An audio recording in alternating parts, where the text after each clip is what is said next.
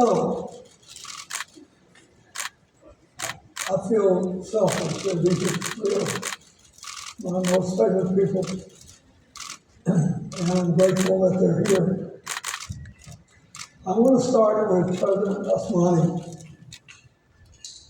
And a lot of you who live in New York know this, but the largest number of Albanians and Kosovars in the world outside their native land are in New York.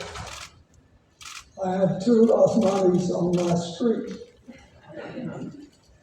And my life has been sort of connected to there since I was president. And I'm very, very proud of you and your people. You were so young when you were elected, and you have managed to accelerate economic growth, and I think, excuse me, increase your security. But the theme of this conference is what's next, and you're a walking embodiment of good news. If you do the right thing, you give people a chance to have their life and make the most of their life. Most people are good people, and they will make the most of it. The Kosovars certainly have. So, tell us what's next. Thank you, Mr. President, and good afternoon, everyone. It's so good to be back at CGI and this incredible panel. That is not an easy question for a politician, because when we say something, then we have to keep our promises. At least we're the kinds that keep their promises.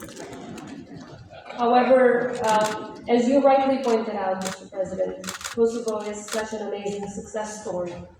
But it's not ours alone, it's yours too, and it's the success story of so many allies and friends around the world.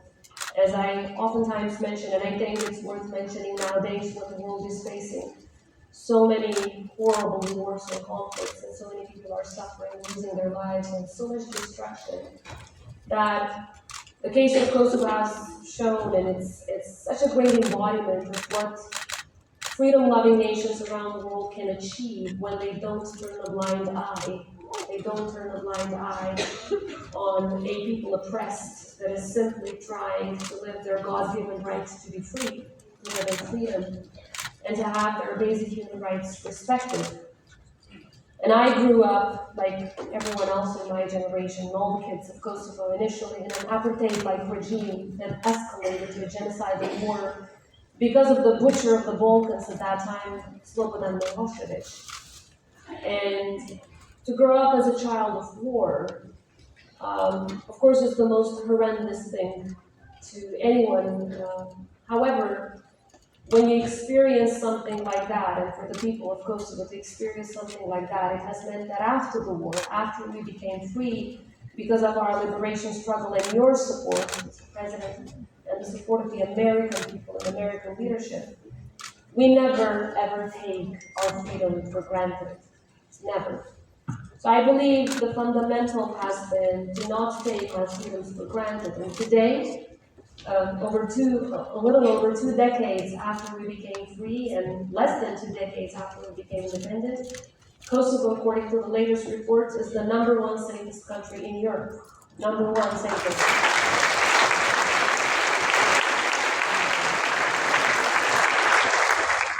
We're #3 in the world, according to Gallup International Rule of Law and Index. #1 in Europe, and 3rd in the world in terms of safety and security. And safety and security, and focusing so much on that, has also brought economic growth. It has brought FDI. It has brought opportunities within the country. It has brought interest, but at the same time, it has positioned Kosovo as a reliable ally and partner to other countries in the world, because now we give back. Now we partner with countries, with the United States and other countries in Europe and elsewhere, in other continents, to help those in need. Our soldiers serve shoulder to shoulder with U.S. soldiers in peacekeeping missions around the world. We try to help, we try to share our experience. Our survivors of sexual violence during the war are now traveling the world to support survivors in Ukraine, in Sudan, in the Middle East, in other countries. So we're trying to give back while at the same time being very much aware that, again, freedom, even today, 26 years after the war, should not be taken for granted. Because look at Ukraine. For 400 years they had to undergo occupation after occupation, and now they need to regain their freedom once again. So we want to make sure, and that takes me to what's next. Our biggest bet is on our people. That has always been Kosovo's greatest strength. We have the youngest population in Europe, tech-savvy, multilingual, brilliant. They have been taking Kosovo forward.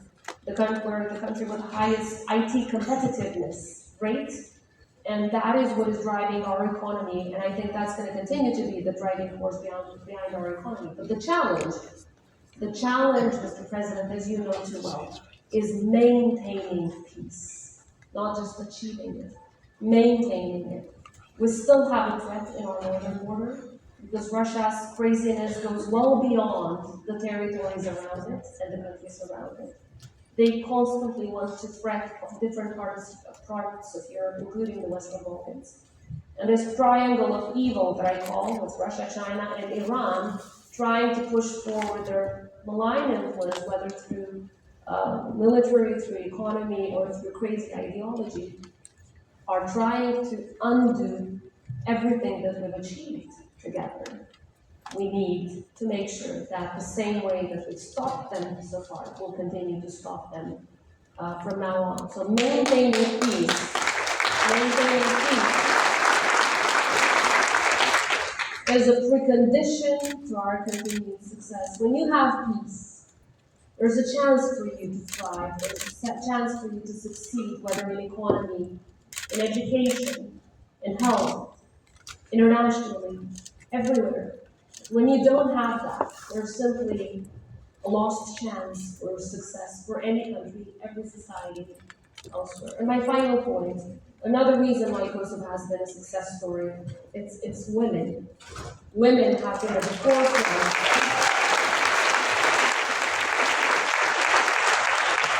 forefront of our peaceful resistance initially, then our armed resistance, our armed struggle, and then ultimately in the peacemaking and the peacekeeping, as well as the state-building process. Where women are included and are part of the decision-making table, peace always comes faster and it lasts longer. And that has been the story of Kosovo.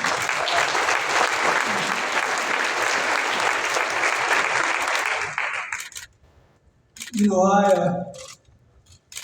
I'm highly prejudiced in this matter because of my early involvement with them, but it is true that I have two Kosovo families on the street where Hillary and I live, and our county, I think, has the highest percentage of Albanians from Albania proper and from Kosovo of any state in America. So I'm always giving the latest news. But the thing I want all of you to know is there's something wrong when people have to leave their homeland to have normal lives. And in our little town of 3,400 people, all the last 4 restaurants have belonged to Albanians. And we have a taco place. For most of the employees are Mexicans or Guatemalans. But the owner is a Kosovo Albanian. And here's the interesting thing.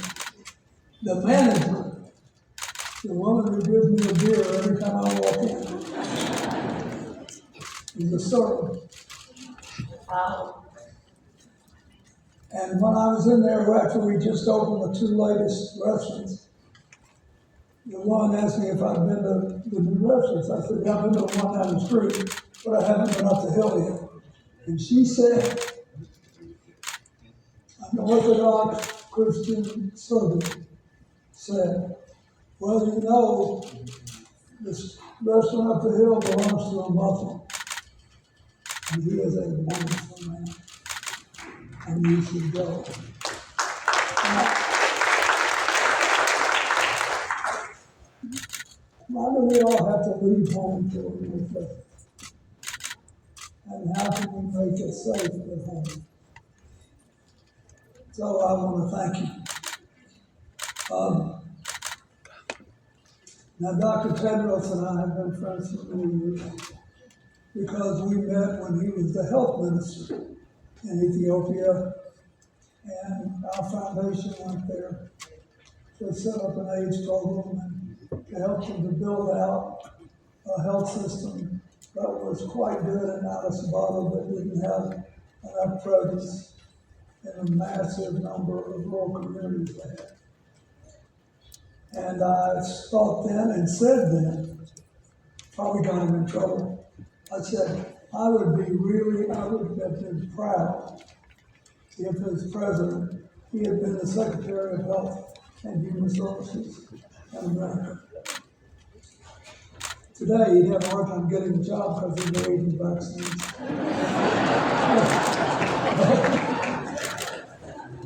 But this man has been through all the challenges globally, plus he had family in Tigray with all the problems that had happened within Ethiopia. He's had to live through that, keep running the World Health Organization, and watch others try to take it down. So, where are we now with global health? What can you still do? What do you need help doing? What can this group do to help? Yeah, thank you. Thank you, President Clinton. Thank you for reminding me the days when you supported me actually as a child when I was Minister of Health. The impact of your intervention still is felt. So thank you. Currently, of course, we're passing through a very difficult situation. Difficult times. Some call it interesting times, make it a bit positive. As some of you may know, the US has withdrawn from WHO. And I was actually in Tanzania when I heard the news helping Tanzania to fight the Marburg outbreak. Marburg is like Ebola's cousin.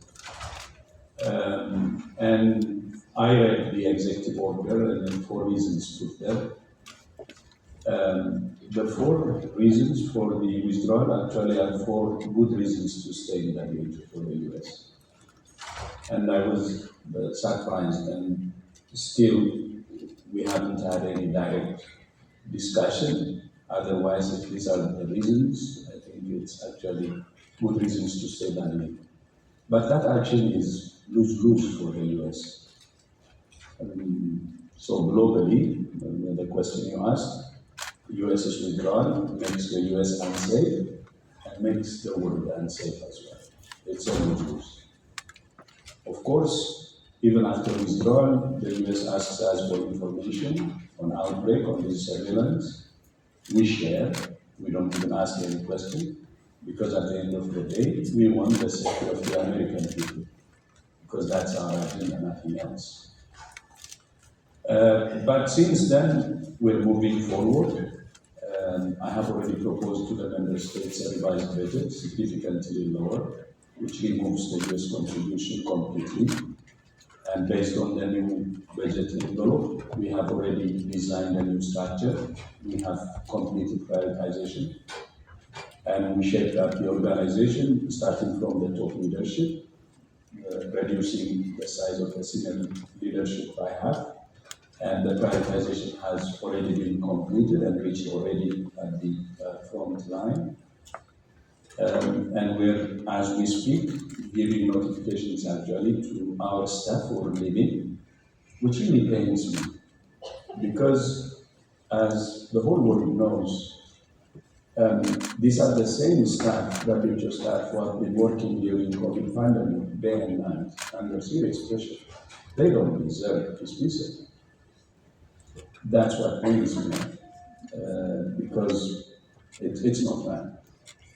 But of course, we have done all the process by following three principles: transparency, fairness, and humanity. And in a way that maintains the core mandate of the organization. But although the whole process is painful, because sending out my colleagues is painful, on the other hand, we see opportunity in this crisis. We see opportunity to strengthen the organization. We see opportunity to focus the organization on its core mandate, but learn to work through others, and even learn, even if we are less than what we used to be, with less to do more. And it's possible. And it's an opportunity as well to make the organization independent. Because we should avoid in the future similar shocks. And the main reason, or the main challenge or risk for WHO, which we have analyzed in 2017 and 2018, and we have been working to address that, dependency on two traditional donors is the main cause. And whenever the major donor withdraws, a shock like this happens. But not only that, with big amount of money coming from one donor, you can compromise your independence as well. So, for the future, what we are trying to do is the roadmap that we have prepared, using this as an opportunity to make the organization shock-proof, to prevent shocks like this in the future by broadening the donor base, and we are doing that, and also make it independent. When the donor base is broadened, we can absorb shocks, but at the same time can be independent. And our member states, when we proposed this is before even this crisis happened, in 2022, they approved an increase of membership fee by 50%. And that's actually helping us during this crisis to minimize the impact. If it wasn't for this financing reform, we would have laid off more than double of the staff we're laying off now. So the reform is working, and we're looking at it as an opportunity, so we're moving forward. So there is the pain, but there is the opportunity. And I am confident that we can make the organization better.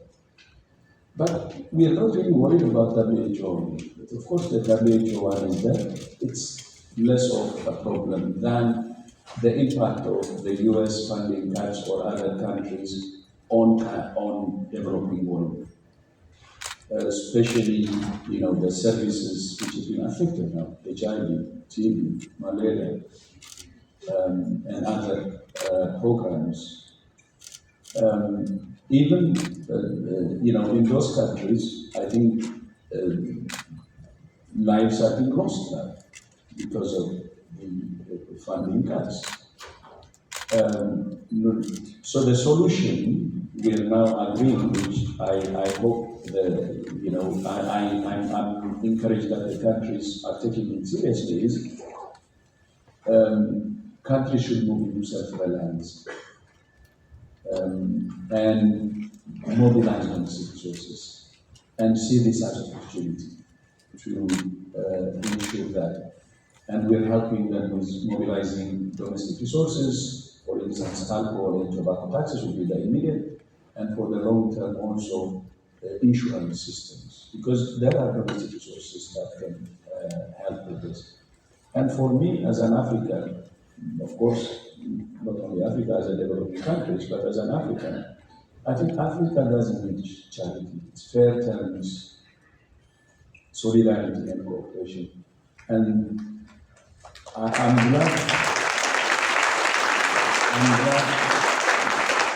I'm glad to see that in many meetings, even during this anger, many leaders saying the same thing and taking the steps to move forward. So both for WHO and for the countries affected, I think this is impacting and we're really losing lives, but let's see it as an opportunity and let's have a strategic solution that can prevent future similar challenges from happening. Thank you.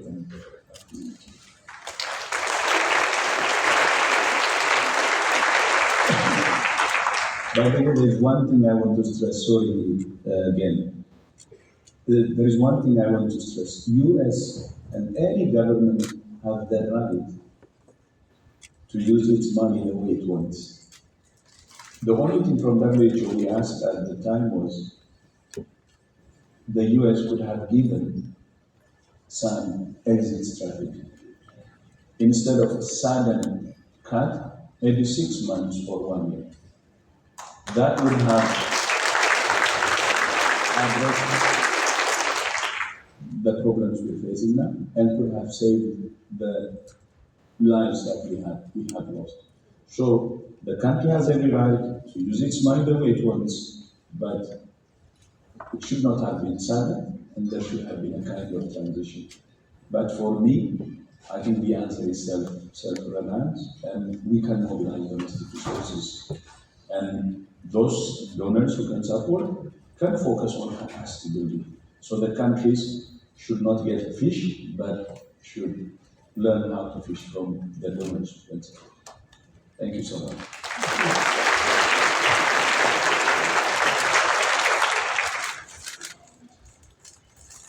I first met Chef Jose Andres more than 25 years ago, when I was still president back in the dark ages. I just had a little while ago, and he was living in Washington, D.C. And he came to help do a community feeding around Thanksgiving. And Hillary and I went out to the site and served food. And I met this guy who was an immigrant in Spain. And I was totally blown away.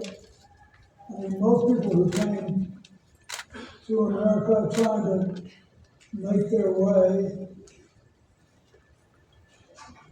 didn't think about what they could do and show the road to help other people who needed help. He did.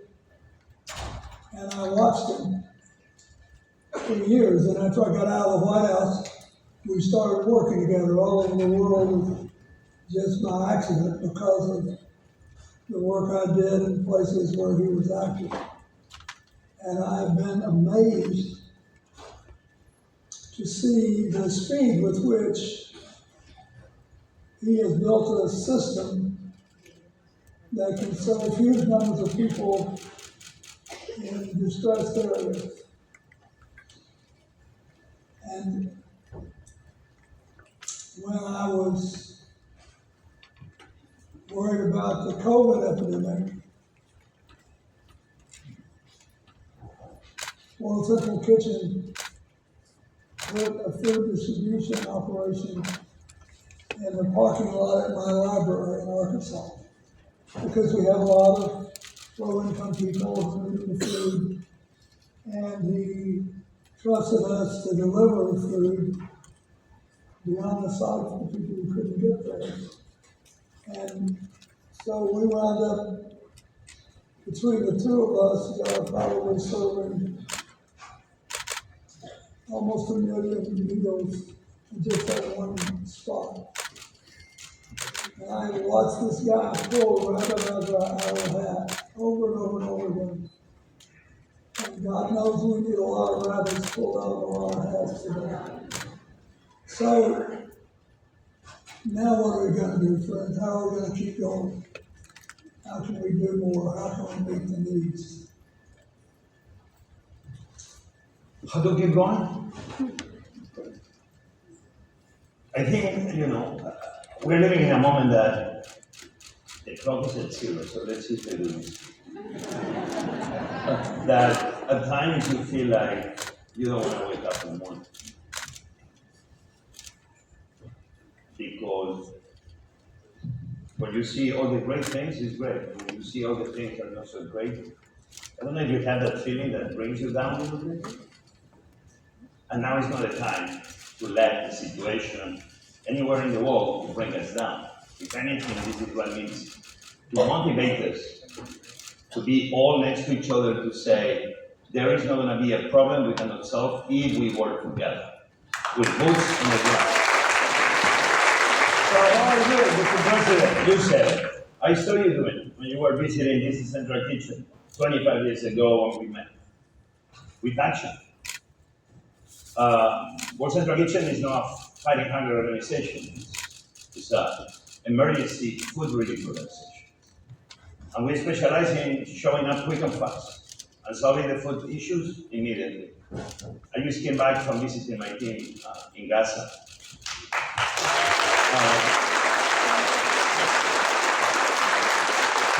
Here at CGI, we already committed $100 million.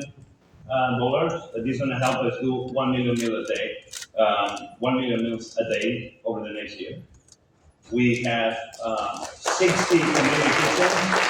We have 2 World Central Kitchen major kitchens. Next week we're opening 2 more.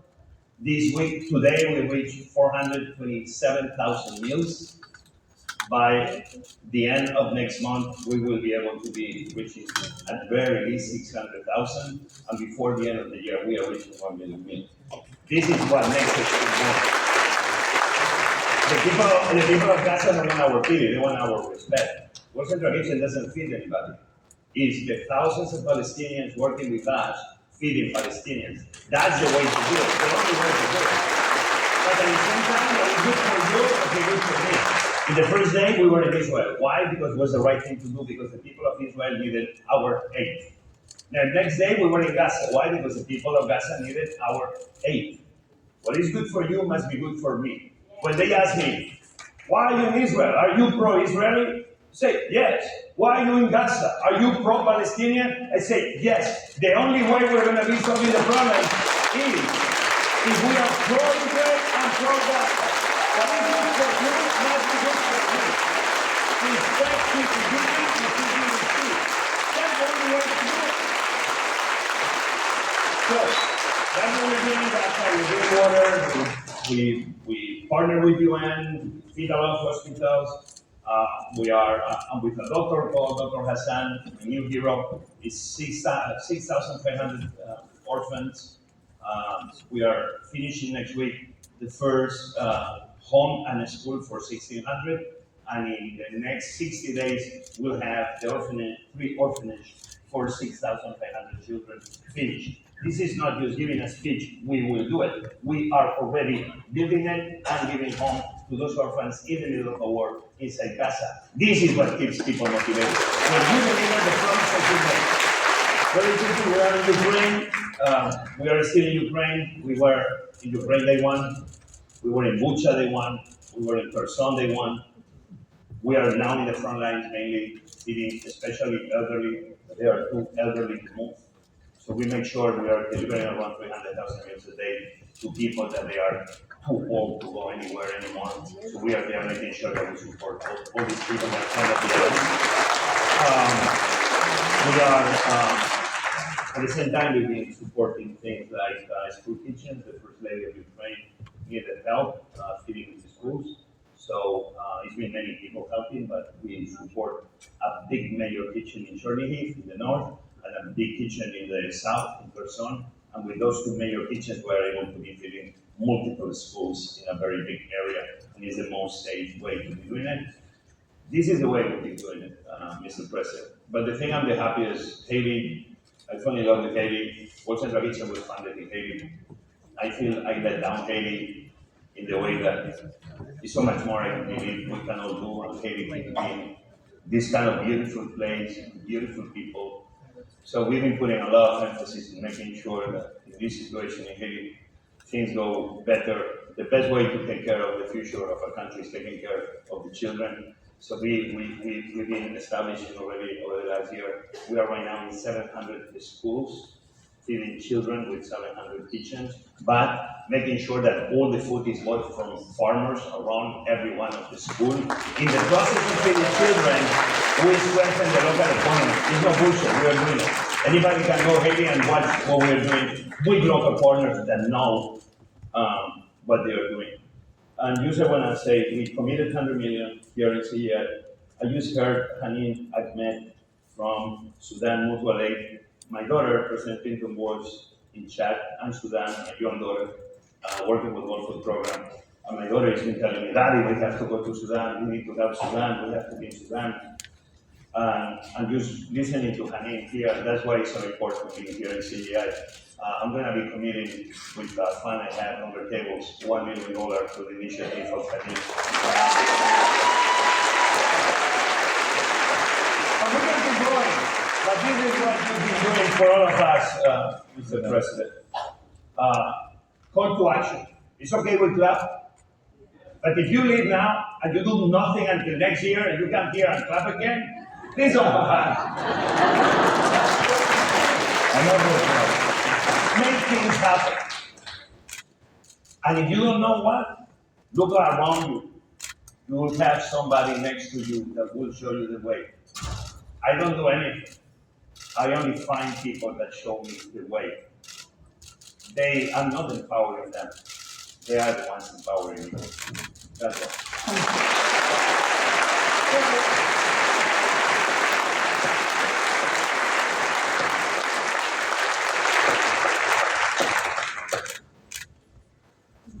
We've been doing this a long time. In many places. And I have seen and set up these operations. And then I've watched politicians screw it up in various places. We fed a lot of people in Haiti, but they didn't take advantage of it. And we had a great feeding station on the border of Venezuela and Colombia, which is wildly successful. But there's still problems there. And that's the, I want to shift back now to our other panels. The world is always changing.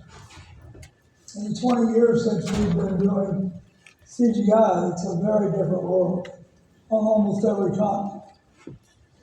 And there are places that are better off, but there are a lot of places that are worse off. So I want to start with you, Madam President. A lot of people thought I was nuts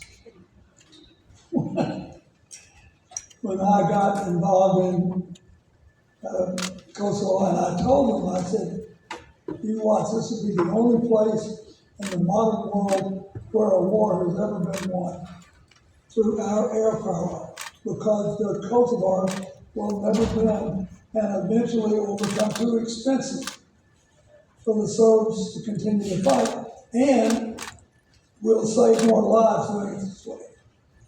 So you've already succeeded beyond a lot of people's wildest dreams. But you were the first one president, you're the youngest president.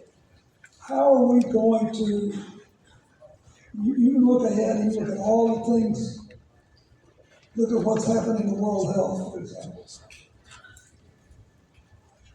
What have you done and what do you think other countries should do to make sure that those who are on the right path stay there and get the support they need? Because I know you think about this. We do every day, and I would say the easiest thing is to try to teach others how to do things, but it's probably not my place to do that, rather than be a hand of support to those who need us right now. And there are plenty of countries that are going through what we have to go through. And listening to what you had to say earlier. It reminded me of, millions of people around the world who came to our rescue in our time of need. And, today I might be speaking as president, but, years ago I was that child waiting in the line for food, and that child waiting in the line for the support from the WHO. So the children that you're helping today, the women that you're helping today, will be sitting here tomorrow. So my first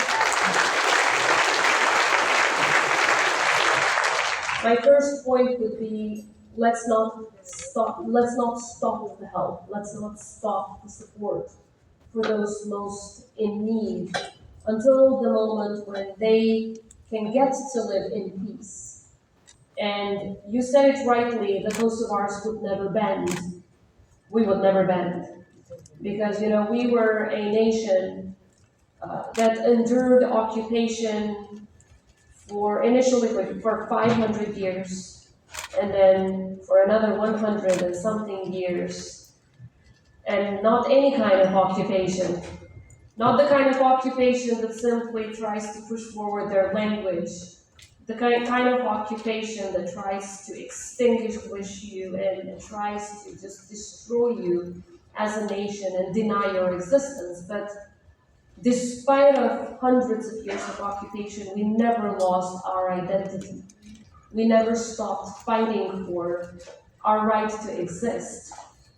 And the example of the United States of America and other countries around the world standing by Kosovo has turned into such a success story, because today Kosovo is such a strong democracy, is such a resilient nation, as I said, a strong economy, and a country that can deal with challenges, of course with the support of friends, because no nation can make it alone, no matter how big or small, but also a testament that smaller nations too can have an impact. Because we should not be defined by our geography alone, but our impact should be defined by the story that we have to tell. So we continue to share this with the rest of the world without trying to patronize them, because everyone has their own story, and that is different, obviously, from ours. But we try to help them in becoming a resilient democracy, no matter how imperfect the system of democracies is. Becoming a resilient democracy can help you then deal with the rest of the challenges so that we don't go back. There will always be forces that will try to set us back. God knows we have them in our own region. But when you have very strong foundations built on freedom, rule of law, democracy, and human rights, that will help you deal with the challenges. And that's what we try to share with the rest of the world. Because even in becoming a strong economy, our rule of law, democracy, and human rights efforts have helped us.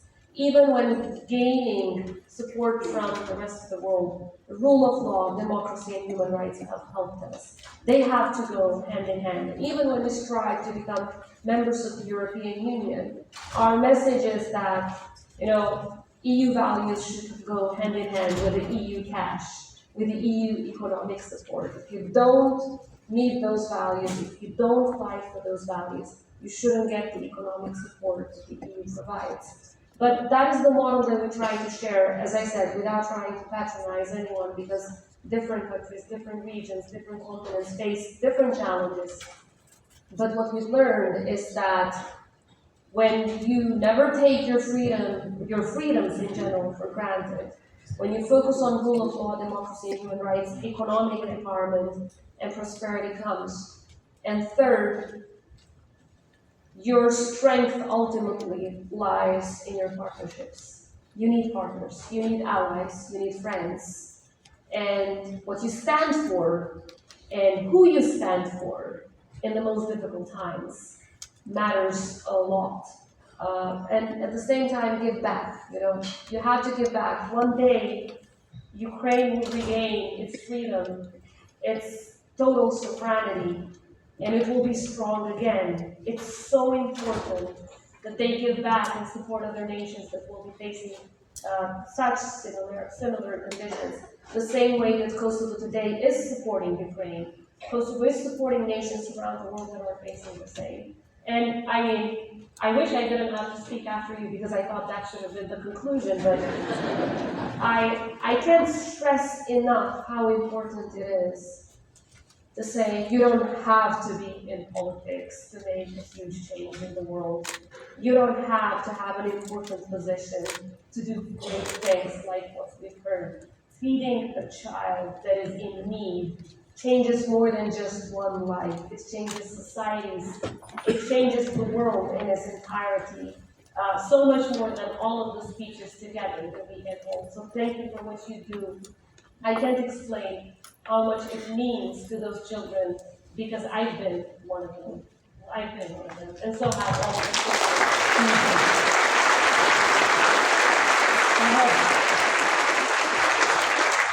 We've run over time, but I've run over.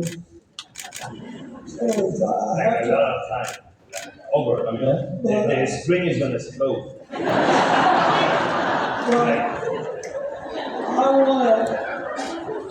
I want to end with Dr. Tedros, because if you think about it, his story at the end will be either the happiest or the saddest of all.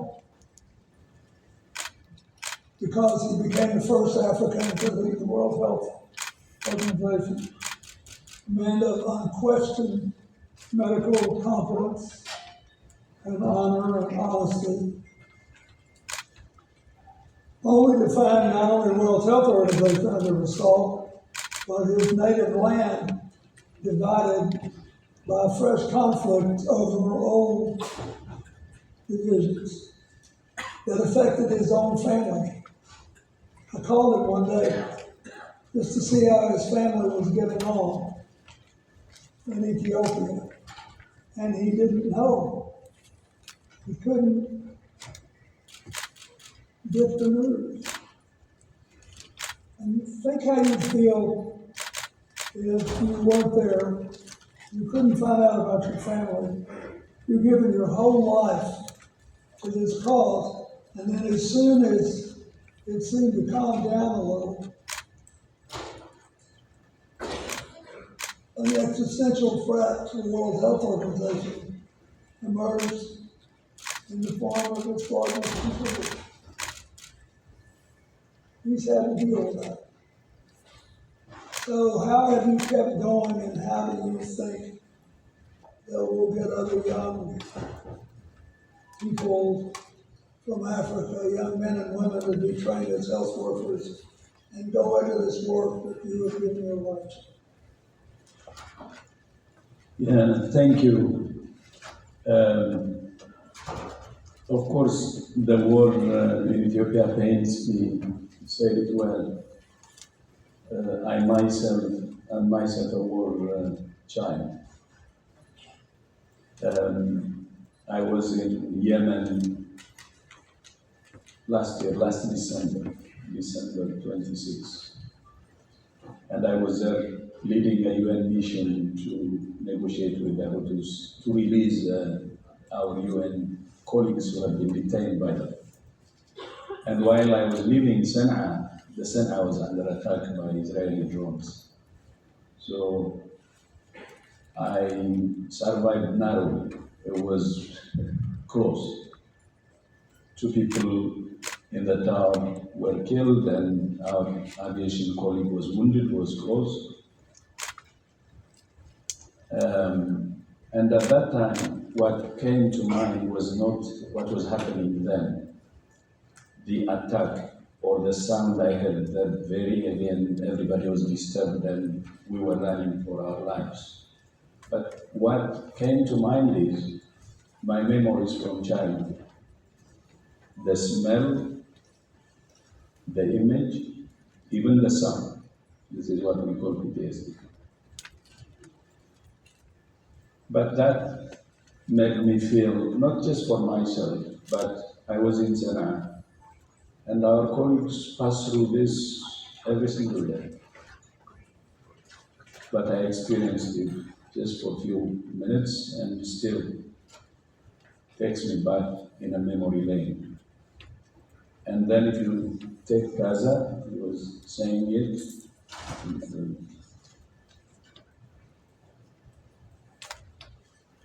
I can't imagine how the Gazans could live in that situation with bombardments every day. And in my country as well, I'm a war child, and when my kids were growing up, there was war, and now there is war.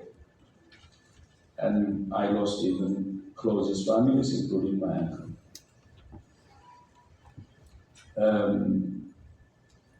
Probably that situation, not only understanding, the impact on me, but understanding what's happening to the rest, like the Gaza or in Sana'a, those who are under conflict, that helps me to understand in the right perspective, and probably encourages me to do more as an individual.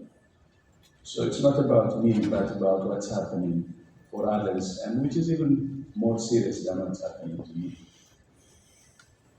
But there was even recently, in 2020, that's when the US withdrawal, the first round came, and there was war in my country, and there was COVID at the height of COVID. It was a difficult situation. But if there is one thing that I try to see then is, of course, this is the situation, it's beyond my control, but how can I understand the situation and focus on what I can do? And that keeps me going. I think that's the question. But more importantly, I think Jose has done probably more. If you have a mentality of humanity first, and that can give you some balance.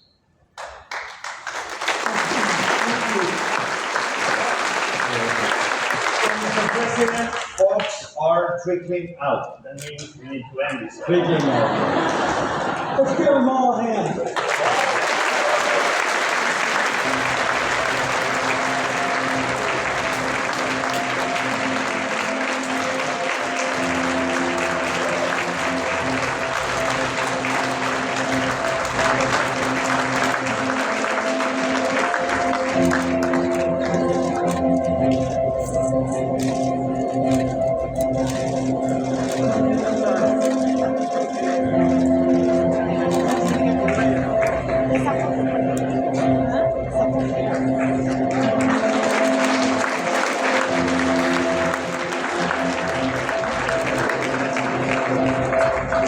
Please welcome to the stage David Feigenbaum.